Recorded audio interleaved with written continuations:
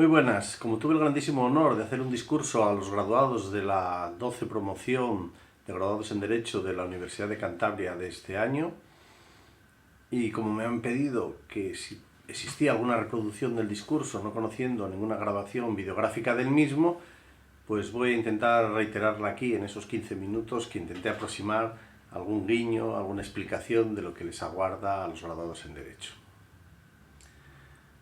Dicho esto, comencé la exposición primero agradeciendo lógicamente que me hubieran propuesto ser quien hiciera el discurso de graduación. En segundo lugar, procediendo de la Universidad de Cantabria, que para un administrativista tiene un gran peso por los enormes maestros que de allí nacen o vivieron allí, caso de García de Enterría o caso de José Luis Martín Rebollo, y cómo no, al propio rectorado y al decanato de la Facultad de Derecho, que dieron la aquiescencia a que yo intentara aproximar algunas ideas, algunas luces o algunas sombras a los graduados en Derecho. También todo graduado en Derecho debe mirar hacia atrás con reconocimiento y gratitud hacia los seres queridos que le acompañan en ese camino, en ese vía crucis, que siempre es una licenciatura, unos estudios superiores, sean los familiares, sean los padres, sean los amigos, sean la pareja, ya que se forma una pequeña comunidad que curiosamente al término de los estudios experimenta ciertas mutaciones y desagregaciones. Y ya yendo al fondo, ya que me corresponde hablarles a un graduado en Derecho de lo que les espera, me van a permitir que les diga los, a mi juicio, 5 misterios o lado oculto de la luna de la justicia, que quizás se descubre después de mucha experiencia con sangre, sudor y lágrimas, que tiene un sabor agridulce, pero al menos realista, porque al fin y al cabo se trata de contar cosas que no están en los libros. Vamos allá. Serían, en primer lugar, que la justicia no es pronosticable. Segundo misterio, la justicia no es infalible. Tercer misterio, la justicia no cubre todos los aspectos de la realidad injustos para corregirlos. En cuarto misterio, la justicia no contenta a todas. Y quinto misterio, la justicia tiene sentido del humor. Me explicaré. Primer misterio, ¿por qué digo que la justicia no es pronosticable? Mire, no es pronosticable porque la justicia suele desembocar en un conflicto ante un juez o sala, que son órganos independientes, que intentan zanjar controversias aplicando la técnica jurídica. Digo que no es pronosticable porque el ordenamiento jurídico es deslizante y cambiante, tanto el derecho positivo como la jurisprudencia. En consecuencia, el juez se siente ante los hechos y el derecho como un malabarista. El problema es que las piezas que debe mover en ese malabarismo, tanto los hechos como el derecho, son más inestables de lo que era de esperar. Pues bien, en primera vertiente, que es la de los hechos, nos encontramos, como he comentado muchas veces, con que el proceso busca la verdad, pero realmente hay varias verdades, hay varios matices. Por un lado está la verdad, tal y como la percibe el cliente, o tal y como la percibe el abogado que le está diciendo el cliente, es la impresión subjetiva de lo realmente sucedido, de lo que son las cosas. Y aquí debemos recordar el viejo dicho de Calderón de la Barca, cuando decía, solo me parece justo lo que me da gusto. Y resulta que cada uno ve las cosas como quiere. Tenemos, por tanto, esa verdad subjetivamente percibida por los distintos actores.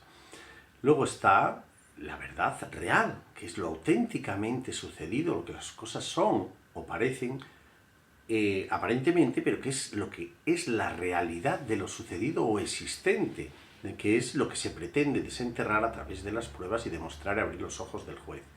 Y luego está la verdad probada, que es la resultante del proceso y que realmente es la única que tiene un interés para las partes y que tiene un interés de trascendencia en la realidad, porque a veces no importa tanto lo que pasó realmente, sino lo que se reviste de la fuerza de cosa juzgada que lleva incorporado la sentencia. Lo cierto es que el juez no tiene una bola de cristal para mirar retrospectivamente y saber lo que ha sucedido, lo que son, ni para saber si el testigo miente o no, ni si el perito lo dice correctamente o no, y si uno es mejor que otro, o si ese documento no existe otro documento posterior que lo cambia o lo rectifica, o si hay que leer entre líneas en el documento lo que dice o lo que calla. Sin embargo, se deposita en el juez la confianza para que con arreglo a la sana crítica, su leal saber entender y las normas procesales, coja todas esas pruebas y reconstruya como un pintor la realidad. Y diga, hechos probados, 1, A, B, C, D. Le obligamos al juez a que se convierta en una especie de pequeño duendecillo, mini dios, que diga qué son los hechos probados y los clavetee en la sentencia como tales. Que pueden o no coincidir con la realidad, que era lo que estaba diciendo. Pero además no acaba ahí la incertidumbre de los hechos. Por eso decía que no era pronosticable. Sucede también con la identificación de la norma.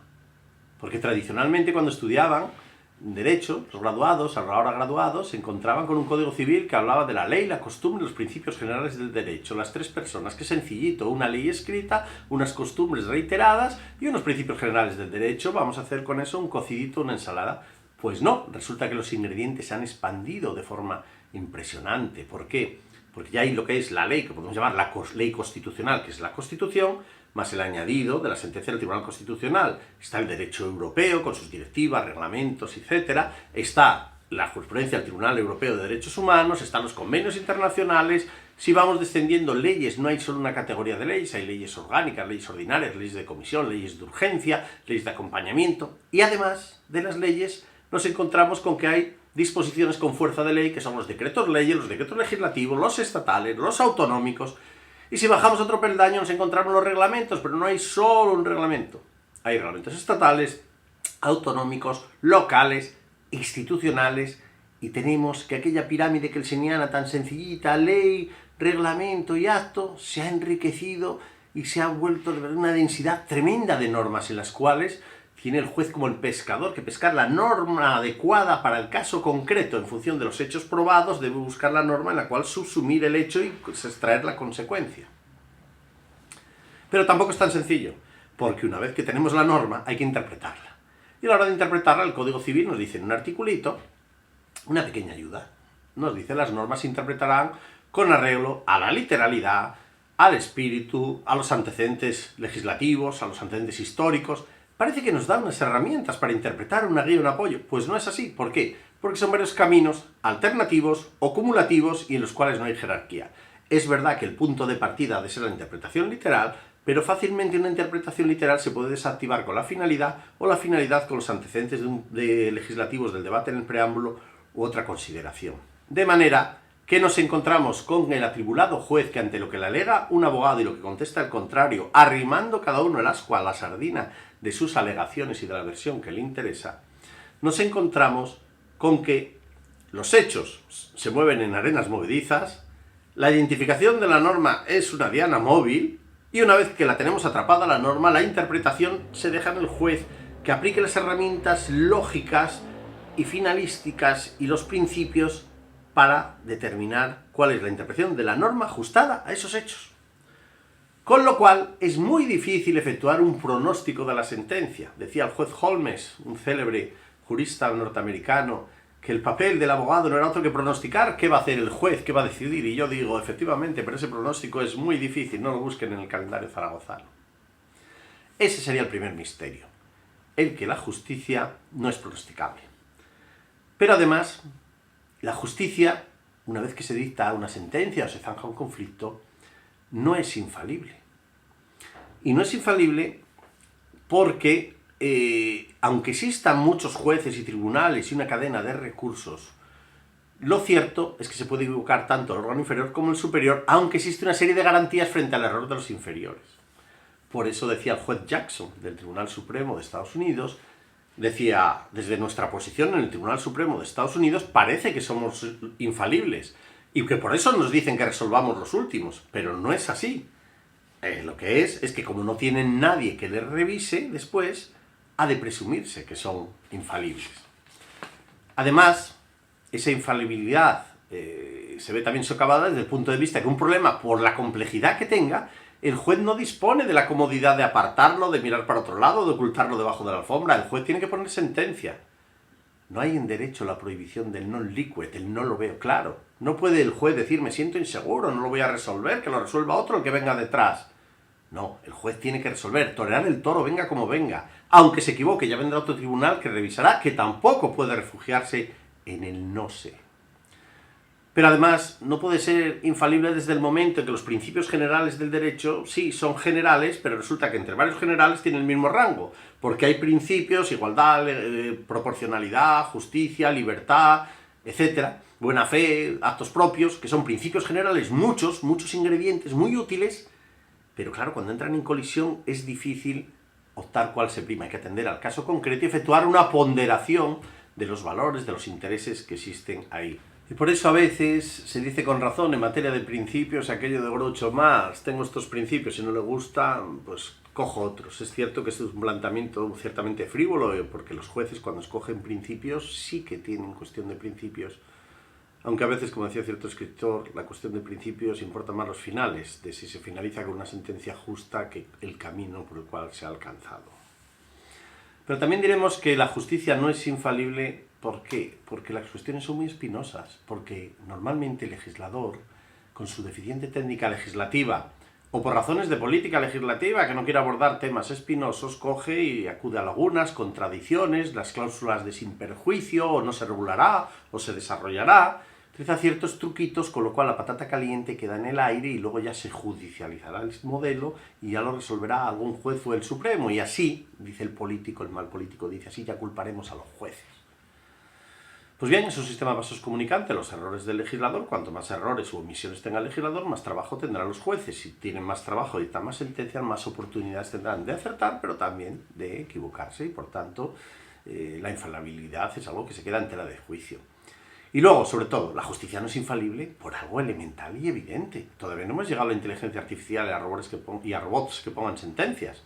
La justicia no puede ser infalible porque detrás hay un ser humano, un juez o varios, los cuales tienen sus sentimientos, sus emociones, su inteligencia, son hijos de la experiencia, y es muy difícil ejercer un tipo de autocontención, de abstracción, de excluir toda parcialidad o elemento de duda a la hora de resolver un asunto.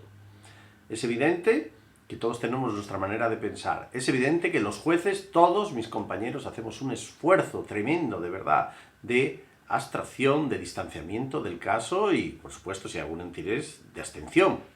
Pero es muy difícil porque subliminalmente las emociones y lo que alterna siempre está ahí. Y quizá a veces entre líneas y sentencias se ve alguna especial predilección o animosidad de algún juez, pero seguramente inconsciente. Lo que sí, aprovecho para decirlo, siempre he dicho que la prevaricación es una rara ave en el mundo judicial. No hay jueces prevaricadores, de verdad. Yo por lo menos no los he conocido. He conocido jueces perezosos, jueces que se equivocan, pero prevaricadores desde luego no. Al margen de esta consideración, lo cierto es que, como digo, la justicia no es infalible. Tampoco podemos pensar que el hecho de que exista un órgano colegiado y se llamen los jueces garantiza la infalibilidad. Es verdad que de la deliberación y de la discusión nace la luz, pero a veces la luz es radiante y otras mortecina, porque igual muchas voces lo que hacen es ruido, en vez de un coro armonizado. Por eso el sistema pretende asegurar, decir, primero hay un juez unipersonal, luego hay un órgano colegiado y luego ya el Tribunal Supremo, y de este modo no se escapa ninguna injusticia. ¿Se escapará o no? Afortunadamente el sistema lo que intenta es el mínimo de injusticia posible y garantizar al menos el derecho a un juicio justo y que sea resuelto de forma motivada por jueces independientes, contando con la imprescindible colaboración de los estudiosos del derecho, abogados, fiscales, colaboración de notarios, colaboración de registradores, colaboración de tantas profesiones jurídicas y entre ellas, como no, de los académicos del derecho. En fin, el resultado es que a veces, pues efectivamente, hay errores judiciales, no se corrigen y ahí quedan. Decía mi admirado y tristemente fallecido Mendizábal Allende, quien fuera magistrado del Tribunal Constitucional y del Tribunal Supremo, decía que los errores del juez son distintos de los del médico. Los errores de un médico acaban en entierro, los errores de los jueces acaban creando jurisprudencia. En fin, en todo caso, bien está hacer señalar que el margen de error del juez viene dado siempre por su conocimiento, su formación, su experiencia, y que a veces cuando tropieza con casos de injusticia material, a veces intenta aplicar esos principios generales del derecho y encontrar un resquicio para que entre la equidad y por lo menos zanjar con justicia el caso y poder mirarse al espejo el juez con dignidad. El tercer misterio sería que la justicia no alcanza todo. No vivimos en un mundo impecable, mecánico, justo al 100%. ¿Por qué? Porque la justicia desemboca solo casos patológicos, casos extremos, casos en que hay interés, casos en que hay dinero, casos en que hay diligencia. Me explicaré. En el ámbito civil, evidentemente, hay infinidad de litigios que no brotan pues, por la buena fe de la gente. Alguien no quiere un lío con la comunidad de vecinos, no quiere demandar a nadie. Varios herederos no quieren enfrentarse con los hermanos por la herencia o los parientes. hay gente que no quiere meterse en reclamar una deuda porque dice que le va a costar más en pleitos y pérdida de energías que lo que pueden ganar, hay gente de talante pacífico y también hay gente beligerante, hay gente beligerante y que recurre todo también.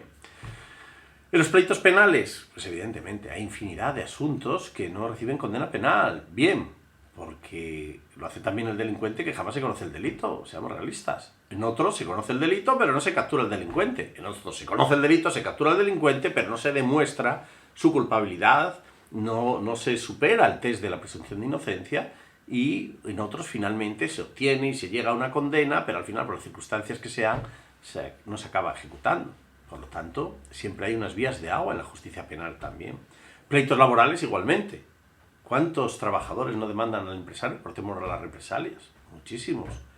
O procesos contenciosos administrativos. ¿Cuántos pleitos contenciosos administrativos no se inician porque se dice que es una justicia que está escrita con la letra del poder y que es costosa y lenta y que además es difícil que venza el particular frente a los letrados públicos tan sólidamente formados y experimentados? Es verdad, es difícil, pero no imposible. Pero ¿cuánta gente no inicia acciones frente a las administraciones por deficiente funcionamiento de servicios públicos, porque no hay un servicio de vigilancia adecuado, porque las carreteras no están como Dios manda? Hay infinidad, porque la educación o la sanidad no responde. Pero no se plantean recursos ni reclamaciones, se plantean solo algunos por goteo. También tengo que decir que afortunadamente no se plantea todo, porque entonces el país sería un gigantesco pleito y necesitaríamos una plantilla de jueces inasumible. Lo deseable no es que haya litigios y resuelvan los jueces, lo deseable es que no haya motivo para litigios, que no haya situaciones conflictivas, que todos tengamos talante de tolerancia, talante de mediación, talante de negociación y además una alta consideración ética para no acometer conductas desleales, conductas desajustadas a derecho, ni siquiera, por supuesto, delitos. Es verdad también que hay un bloque de justicia artificiosa. Antes decía que hay gente que no quiere meterse en líos, pero hay otros son los querulantes. El querulante es aquella persona que ustedes conocen o saben identificar, que está en su comunidad de vecinos y está todo el día recurriendo esto y lo otro, o en la vía penal se pasa haciendo denuncias penales por todas las vías y además se sabe el Código Civil y además les aviso a los graduados, es muy mal cliente para los abogados. El querulante es eternamente insatisfecho, quiere recurrir, disparar contra todo y a veces resistente al pago, cuando él mismo es el bombero pirómano, él mismo genera pleitos, pero luego no quiere pagarlos. El querulante ejerce su derecho, pero cae en el abuso de derecho. Lo reconocerán cuando lo vean, queridos graduados. Cuarto misterio, la justicia no contenta a todos. Evidentemente que no contenta. En el ámbito penal a veces se castiga al delincuente, pero a la víctima o a sus parientes, ¿quién le resarce? ¿Quién le compensa? En el resto de la justicia que es bilateral, como la laboral o la contenciosa administrativa, que hay demandantes y demandados, o la civil, pues unos ganan y otros pierden. Y a veces, normalmente, el que pierde está cabreado, pero el que gana también se cabrea, decir, encima que tenía razón he tenido que acometer un pleito y pagar de mi bolsillo el abogado. Claro, ese es un problema. Y luego, si pensamos además que el que gana no lo es porque tenga la razón de su parte, sino es porque la tiene de su parte, y además ha seguido el camino del proceso. Porque muchas veces quien tiene la razón, la justicia, la bondad, el derecho de su parte, se encuentra con un tropezón procesal, un problema de un plazo, de un requisito, de una forma. Se produce la caducidad, la preclusión, se acabó el proceso, la expulsión del proceso. Y se queda con un palmo de narices el abogado y el cliente, con un pleito perdido teniendo razón. ¿Hay mayor injusticia que esa? ¿Que la justicia de los hombres no coincida con la justicia de los dioses, con la verdad? O al revés, que quien no la tiene, que no tenga razón, moral ni material, consiga ganar precisamente mediante artimañas procesales. Que lo hay también. Es verdad que todo esto forma parte del juego de los letrados. Cuando un letrado, queridos graduados, intenta defender un litigio, su deber es mirar las cuestiones de fondo y las de forma. Él tiene que defender a su cliente y ganar como sea. Esa es su misión. Y sin remordimientos de conciencia por defender a uno u otro, que la otra parte tiene su abogado. Las culpas al juez. El abogado debe servir con lealtad y prestar la mejor defensa posible, sin titubear, tampoco sin falsedades, ni artimañas, ni mala fe, pero con lealtad, con esgrima, con belleza. Quinto misterio. La justicia tiene sentido del humor. Ya sé que parece un contrasentido, porque la justicia es algo serio, pero tiene sentido del humor. Una manifestación que la justicia se asocia a la seguridad jurídica. Y acabamos de decir que no hay una seguridad jurídica clara, hay una incertidumbre inmensa, ni en física, la mecánica cuántica, ese nivel de incertidumbre, de saber qué norma hay, cómo se interpreta, cuándo llega, cuándo cambia. Hay leyes con una cohorte de disposiciones adicionales y transitorias indigeribles. Parecemos espeleólogos los jueces buscando la norma aplicable en cada caso. Luego es una bromista la Constitución cuando dice se consagra el principio de seguridad jurídica, ja, ja, ja, ja. Y no digamos cuando se dice el iura novit curia, el juez conoce todo el derecho. No, desengañémonos. El juez no conoce todo el derecho. El juez bien nace con no tropezar con los muebles jurídicos, conociendo una serie de nociones, moviéndose por las normas, aplicando su experiencia. Pero conocer todas y cada una de las normas de su especialidad y su interpretación, por favor, ni en ciencia ficción, no hay robot ni algoritmo que lo haga. No lo hay. No hay cabeza humana que pueda con ello. Ahora, eso sí, lo menos malo que puede suceder es que un juez con sus conocimientos y su formación, que tiene una tendencia a saber qué normas se aplique, cómo se aplica, mejor que resuelva él que no un tercero que no sepa nada con un juicio de humanidad. También es bromista la justicia cuando alude a la cosa juzgada, ¿no? Dice, cosa juzgada, se acabó. Dice, pero ¿cómo que se acabó? Si yo tengo razón y quiero recurrir, se acabó, cosa juzgada. Recuerdamos bien a la cosa jugada, ya está jugado, se acabó, punto final, game over. Y lo que está rodeado de cosa juzgada, como decían nuestros clásicos, la cosa juzgada hace lo cuadrado redondo y lo redondo cuadrado. Ese poder tan tremendo que tiene. Menuda broma, menudo sarcasmo, que te digan, ya no puede usted recurrir, ya tiene la sentencia firme, y el otro duerme tranquilo. Estos 5 misterios nos llevan a la pregunta de, ¿entonces no hay justicia? No he querido decir eso. Claro que hay justicia, lo que os digo es que es un sistema que tiene sus carencias, que es manifiestamente mejorable. Tenemos en España una justicia muy buena, con unos abogados y letrados espléndidos, con fiscales poderosos, serios, de verdad, y jueces que intentan hacer su trabajo, y leyes que es el mármol con el que hay que trazar la escultura, hay que intentar alzarla, pero no hay que caer en la apatía, y el abogado y el juez debemos actuar todos con deontología. Aplicamos el derecho porque creemos en él y tenemos fe en la justicia, porque sin justicia no hay paz, sin justicia hay desorden. Y esta justicia es lo menos malo que tenemos. Debemos confiar en ella, confiar en la parte que puede y debe acertarse. No hay un camino fuera de la justicia, no hay la justicia por su mano, ni lamerse las heridas en soledad. No, hay que intentar recurrir, se hace lo razonable, y entonces sentirse satisfecho de que cada operador jurídico lo hagamos. ¿Qué modelo de justicia? Pues hay varios modelos. Acudamos un poco a los clásicos. ¿Queremos acaso la justicia del cadí? De esa justicia de las 1001 noches en que teníamos a un califa o un visir que, escuchando a las partes la disputa sobre el camello, la alfombra, la contienda, decía, tú tienes razón y tú no. Oiga, pero quiero argumentar. Lo ha hablado el cadí. Y el cadí dice A o B y decide. Pues no, no queremos esa justicia. Queremos una justicia contradictoria, con alegaciones, con pruebas, razonada, razonable, convincente, ordenada y transparente. Luego, no queremos la justicia del cadí. Queremos la justicia del mercader de Venecia, de la obra de Shakespeare, en que el judío Shylock reclamaba su libra de carne, y el juez le dice, vale, la libra de carne, pero solo la carne, nada de sangre, nada de piel, nada de pelos, nada. Si pasas una línea de la carne que tienes derecho, te ajusticiaré. Pues tampoco queremos esa justicia. Queremos un juez que diga, no voy a interpretar en su literalidad los compromisos, los negocios ni la ley, vamos a interpretarlo con arreglo a la finalidad y sin perder de vista los bienes jurídicos que están de trasfondo por fuera. ¿Queremos acaso la justicia del gaucho Fierro? Aquella que decía, soy un hombre rudo, de la verdad no dudo, y decía en la poesía, pero no quiero que me apliquen la ley del embudo. Pues no, la justicia no es un trágala. La justicia es un sistema que se nos ofrece a las partes para, con claridad, transparencia y buen hacer, nos dé la mejor solución posible según lo que se alega y se prueba. No un trálaga, no la ley del embudo. O cabe preguntarse, ¿y nos vale la justicia de Sancho Panza, la de la ínsula Barataria, que era muy ingeniosa, con mucha lógica, muy graciosa? No, la justicia tiene su punto de seriedad, es un asunto importante, y por tanto el ingenio hay que dejarlo para afuera, hay que aplicar el ingenio solamente a la hora de interpretar la norma y aplicarla, pero tomándolo con la solemnidad que merece. Por tanto, jueces, abogados, académicos, fiscales, notarios, registradores, técnicos, altos funcionarios, todos deben cumplir su misión con deontología, queriendo hacer bien las cosas porque vivimos en una sociedad avanzada del Estado de Derecho. Y por eso me vais a permitir, queridos graduados, decir 7 consejos, ni uno más ni uno menos, fruto de la experiencia que espero que interioricéis y llevéis en vuestra vida profesional. Mirad, el primer consejo fundamental para un letrado, el primero y fundamental, tiene que tener humildad intelectual. El derecho es complejo, nadie lo sabe todo, nadie tiene la certeza.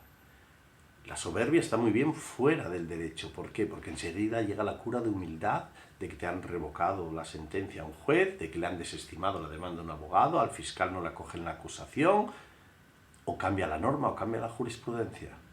Por lo tanto, humildad. Humildad porque es inmenso el mundo jurídico. Eso sí, la humildad no relaja del deber de aprender cada día. Segundo consejo, la empatía. El mundo del derecho es un mundo de relación social y por tanto hay que comprender las situaciones de los demás y las razones de los demás. Y cuando hay un litigio hay que mediar, hay que ponerse en los zapatos del contrario, entender sus razones, entender sus ideas, comprenderlo para poder bien atacarlo o bien llegar a un acuerdo. Y hay que entender, el abogado tiene que entender al abogado contrario y al cliente contrario y al anterior. Y los dos tienen que entender al juez, y el juez meterse en la mente del testigo y del perito. Hay que hacer ese esfuerzo, de verdad, de invasión mental del contrario, in bonus, es decir, para lo bueno, para intentar comprender sus razones, porque solo comprendiendo al otro, solo escuchando al otro, podrá alcanzarse esa paz negociada o zanjada por sentencia que todos queremos. No vencer ni ser vencidos, sino convencer o ser convencidos. Ese es el valor de la cosa juzgada. Hemos dicho, primer consejo, humildad. Segundo, aplicar la empatía. Tercer consejo, por favor, vigilen los plazos.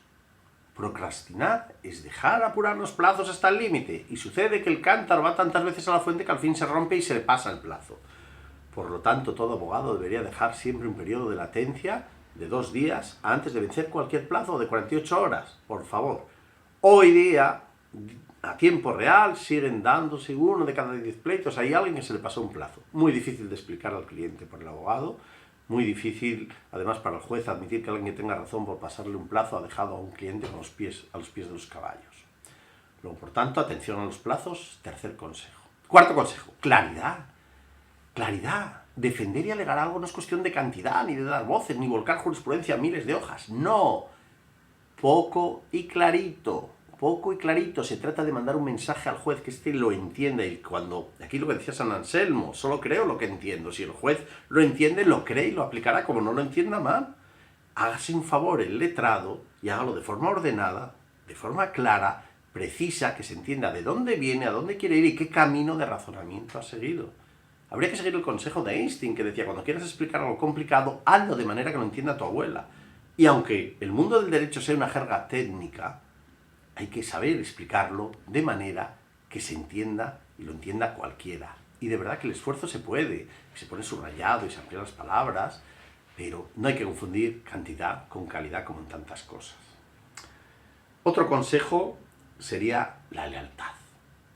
Cuando alguien está en el foro, cuando alguien tiene una contienda, hay que tener buena fe, hay que tener lealtad con la otra parte, con el juez, no dar puñaladas, no traicionar. Decían los clásicos, París siempre vale una misa, y un pleito no vale todo. Y no vale todo porque una traición que haga algún abogado le deja huella y se va forjando una fama el letrado de marrullero en vez de jurista o letrado de picapleitos o leguleyo. Eso no es bueno. Y el último, el séptimo consejo, regla, es el deber de actualización, el deber de estar al día. No se trata de acabar la carrera y echarse a dormir, no. A partir de ser graduado empieza el día de formación, de consolidación. Por desgracia, si nosotros nos paramos, el boletín oficial sigue produciendo leyes y siguen dictando sentencias y jurisprudencia, y el que no está al día se queda fuera de juego. O sea que hay siempre que estar en permanente formación, en permanente lectura, incluso con los compañeros, contrastando. En fin, se trataría en definitiva, queridos graduados, de ponerle a la letra de la ley, ponerle los valores, y se trataría de ser congruente y prestar la mejor asistencia jurídica como nos gustaría a nosotros prestarla. Aquí, como era padrino de una graduación de Eihaus, me permito dar un consejo como padrino a los recién graduados, en los siguientes términos, que voy a hacer una cita. Sería, como padrino, permítame que imposte la voz. Algún día, que quizá nunca llegue, alguien os pedirá que hagáis algo ilegal o inmoral, usando vuestro talento jurídico. Cuando llegue ese día, tenéis que ser fuertes y no pasar la línea roja, para poder miraros siempre al espejo con orgullo y que os respeten. En definitiva, sois una nueva promoción de graduados, sois un ladrillo más en la escala de la justicia, haced el honor a la esfinge de la justicia con esa esquidad, con esos ojos vendados que demuestran que la justicia debe ser lo más objetiva posible, fruto del esfuerzo. En fin, mis más sinceras felicitaciones a esa promoción, así como a cualquier otra de graduados que pueda haber en toda España. Confío en serle útil con estos consejillos y quizá algún día miren para atrás después de su experiencia y digan, pues mire, aquel juez José Ramón Chávez algo nos dijo que tenía razón, no se equivocó. Muchas gracias, amigos.